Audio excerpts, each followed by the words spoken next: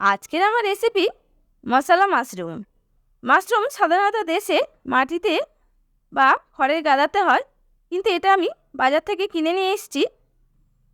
এখানে আমি কিছুটা পরিমাণ মাশরুম খুব ভালো করে 2 থেকে 3 বার জল পাল্টে ধুয়ে একটা ঝুড়ির মধ্যে জল ঝরাতে দিয়েছি।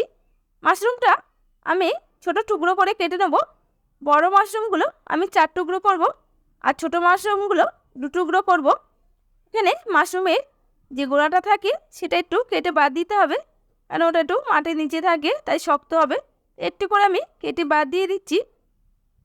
এটা খেতে এত অসাধারণ হবে কি আর বলবো বন্ধুরা। আজকে বাড়িতে আমার তেমন কিছু ছিল না, তাই আমি এই মাশরুমটা রান্না করছি। মাশরুম মশলা এটা আপনারা বাড়িতে খুবই সহজভাবে বানিয়ে ফেলতে পারবেন। খেতেও অসাধারণ আর করতে খুবই সহজ। দেখুন, মাশরুমগুলো ছোটোগুলো আমি 2 টুকরো করেছি, বড়গুলো 4 টুকরো করেছি।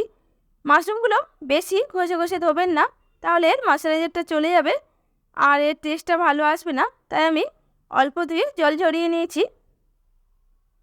এখানে আমি কিছুটা পরিমাণ বাটার দিয়ে দিচ্ছি।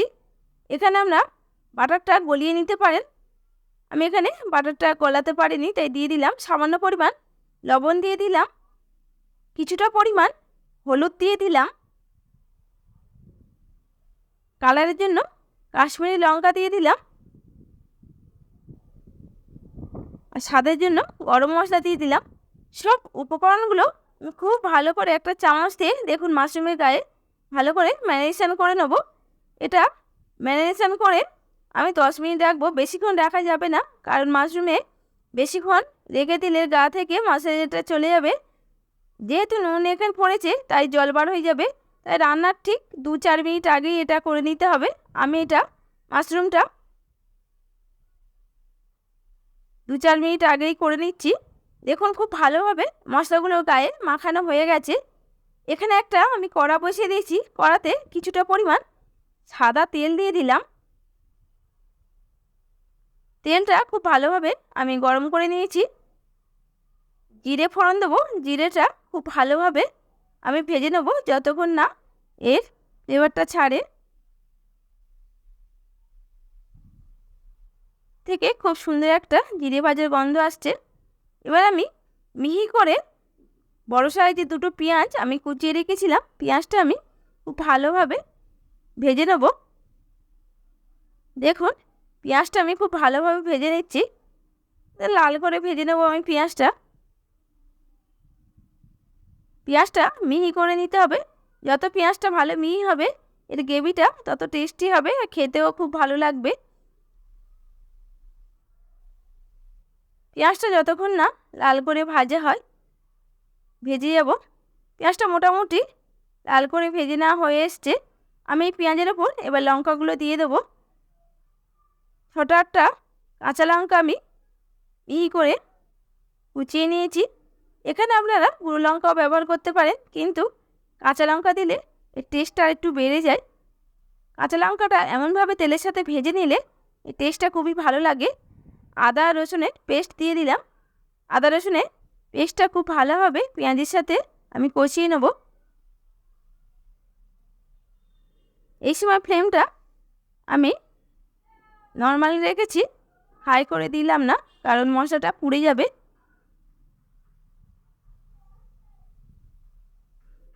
খুব ভালোভাবে এটা কষিয়ে নিতে হবে।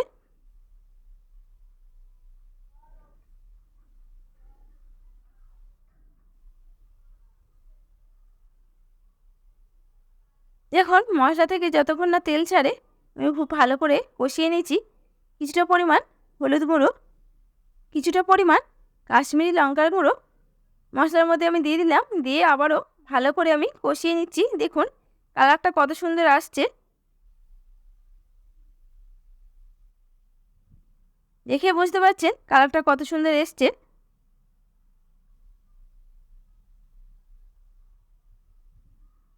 মশলাটা খুব ভালোভাবে আমার কষিয়ে নেওয়া হয়ে গেছে। সামান্য পরিমাণ লবণ দিয়ে দেবো, যেহেতু আমি এখানে মাশরুমে লবণ দিয়েছিলাম তাই অল্প পরিমাণ লবণ দিয়ে দিলাম। আর কিছুটা পরিমাণ চিনি দিয়ে দিলাম। চিনিটা আপনাদের স্বাদ অনুযায়ী দেবেন, এখানে মিষ্টি হলে ভালো লাগবে না, একটু ঝাল ঝাল ভালো লাগবে। দুটো টমেটো আমি পিউরিট করে রেখেছিলাম ছোটো সাইজের, তাই পিউরিটটা আমি দিয়ে দিলাম। এখানে টমেটো পিউরিট দিতে হবে, এখানে গোটা টমেটো ব্যবহার করা যাবে না। 8-10টা কাজু আমি পেস্ট করে রেখেছিলাম, কাজু বাটাটা দিয়ে দিলাম। এটা দেওয়ার জন্য এই খাবারের গুণটা দ্বিগুণ মাত্রায় বেড়ে যাবে আর টেস্টটা অসাধারণ হবে। সত্যি বলছি বন্ধুরা, আপনারা এমনভাবে বাড়িতে বানিয়ে দেখুন, কত সুন্দর হয় আর টেস্টি হয়। মাছ মাংস ফেলে এই মাশরুমটা খেতে পারবেন। দেখুন মশলা থেকে খুব ভালোভাবে তেল ছেড়ে দিয়েছে, দেখতে কতটা সুন্দর হয়েছে মশলাটা। যে কাজু ধোয়া জলটা আমি দিয়ে দেবো, এখানে খুব বেশি জল ব্যবহার করব না, মিডিয়াম জল ব্যবহার করব। আবার একটু মশলাটা আমি খুব ভালোভাবে কষিয়ে নিচ্ছি। দেখুন কিছুটা পরিমাণ আমি জল দিয়ে দিলাম, দিয়ে মশলাটা আবার একটু কষিয়ে নেব।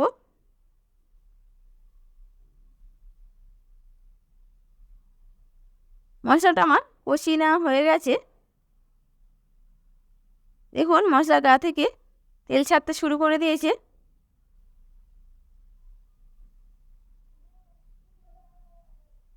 এই সময় আমি জিরে আর ধনে গুঁড়ো দিয়ে দিলাম একসাথে।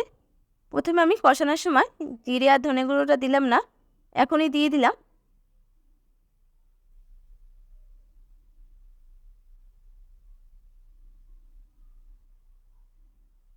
যে মাশরুমগুলো আমি ম্যারিনেশন করে রেখেছিলাম দিয়ে দেবো। মাশরুমটা দেওয়ার পর বেশিক্ষণ রান্না করা যাবে না, 10 মিনিট মতো রেখে দেবো, দিলে এটা সিদ্ধ হয়ে যাবে। সব মাশরুমগুলো আমি দিয়ে দিচ্ছি। এটা খেতে অসাধারণই হবে, মাছ মাংস আর লাগবে না।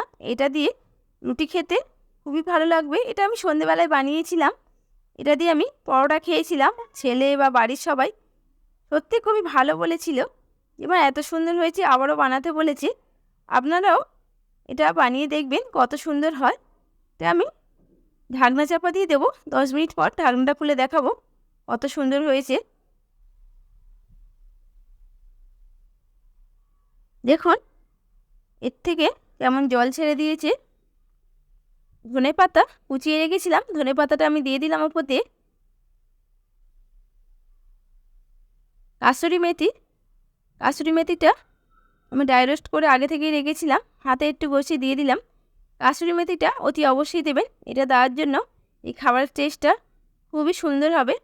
কাসুরি মেথিটা দিয়ে আবারও আমি 1 মিনিট ঢাকনা চাপা দিয়ে রাখবো, যাতে এই ফ্লেভারটা এর মধ্যে চলে যায়। 1 মিনিট পরে আমার ঢাকনাটা খুলে নিয়েছি। দেখুন কত সুন্দরভাবে এটা তৈরি হয়ে গেছে।